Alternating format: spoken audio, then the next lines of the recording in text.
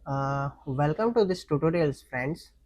तो आज मैं आपको सिखाऊंगा कि सीक्वल में हैविंग क्लॉज क्या है, हैविंग क्लॉज कैसे यूज़ करना है एंड वो हम रियल टाइम एग्जांपल के साथ देखेंगे।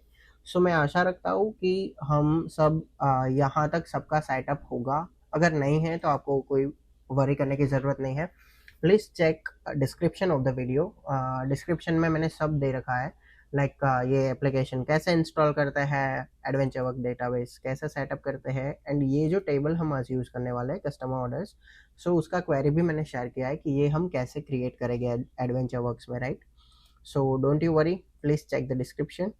ओके, सो टुडे हम स्टार्ट करेंगे कि फर्स्ट ऑफ ऑल कि हैविंग क्लॉज क्या है सीक्वल में।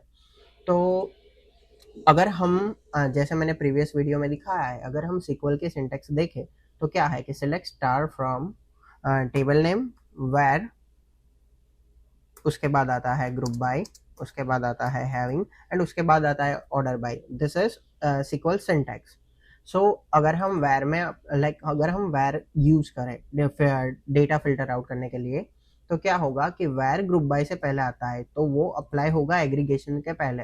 तो हम वैर में एग्रीगेशन यूज नहीं कर सकते, right. So which is why SQL introduce having. So अब जैसे हैविंग जो है वो एग्रीगेट फंक्शन के साथ ही यूज होता है, दैट इज मस्ट रिक्वायर।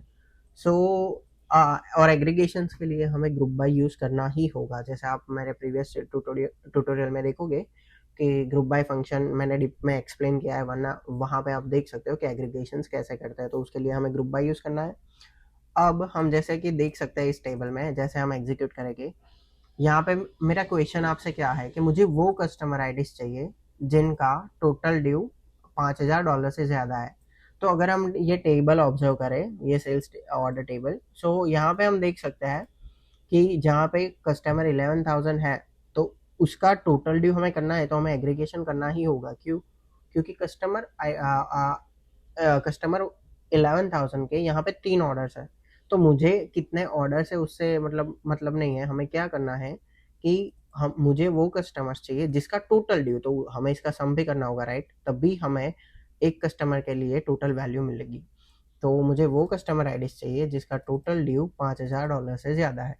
ये हमारा क्वेश्चन है। सो हम कैसे डिज़ाइन करेंगे क्वेरी?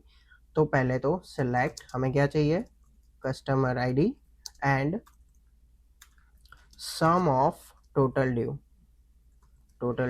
क्योंकि हमें कस्टमर आईडी चाहिए एंड इसका सम चाहिए, क्योंकि एक कस्टमर के साथ हमें टोटल ड्यू चाहिए कि उसका कितना टोटल ड्यू है। फ्रॉम कौन से टेबल से? तो अभी हम है DBO dot customer orders table. Now हमें ग्रुप बाय करना होगा। क्या? जैसे हम यहाँ पे एग्रीगेशन यूज कर रहे हैं टोटल ड्यू के साथ, तो हमें ग्रुप बाय कस्टमर आईडी करना है क्योंकि हमें इस ग्रुपिंग से टोटल चाहिए। तो हम क्या करेंगे, group by customer ID and now we'll use having again। having clause aggregate function के साथ ही यूज होता है। तो हमें किस पे अप्लाई करनी है कंडीशन कि मुझे ये जो टोटल ड्यू है which is sum of total due, तो मैं यहाँ से सिंपली कॉपी पेस्ट करता हूँ कि सम ऑफ टोटल ड्यू है वो मुझे चाहिए 5,000 से ज़्यादा। पहले हम ये क्वेरी एग्जीक्यूट करेंगे, राइट, कि मुझे ये चाहिए। तो हमने अभी हैविंग कंसिडर नहीं किया है, तो लेट्स फॉरगेट दिस पार्ट। मैं अभी के लिए ये रिमूव कर देता हूँ। हम ये क्वेरी एग्जीक्यूट करते हैं। तो यहाँ पे हम देख सकते हैं कि पांचों कस्टमर के हमें टोटल मिल गए क्योंकि ग्रुपिंग हो गया। अब एक कस्टमर के लिए एक ही एंट्री है। तो यहाँ पे हम देख सकते हैं 11,000 का $900 है, 11,001 का $7,000। सो बेसिकली अगर हम ये कंडीशन अप्लाई करें तो हमें कौन से कस्टमर्स मिलने चाहिए? कस्टमर 11,000, 11,001 एंड 11,237.5, क्योंकि वही जो टोटल ड्यू है वो 5,000 से ज़्यादा है।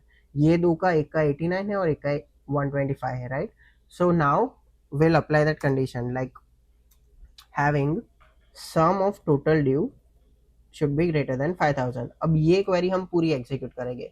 तो हमें कौन से मिलने चाहिए? 11,001, 11,001 and 11,237 which is expected, right. So basically ये रिक्वेस्ट के हिसाब से मुझे क्या कि ये अगर रिमूव कर दूँ तो भी चलेगा। मुझे ओनली वो कस्टमर्स चाहिए जिसका टोटल ड्यू 5,000 से ज़्यादा है। ये हमने वैलिडेशन के लिए रखा है कि हैक जो क्वेरी हम परफॉर्म कर रहे हैं वो सही है कि नहीं।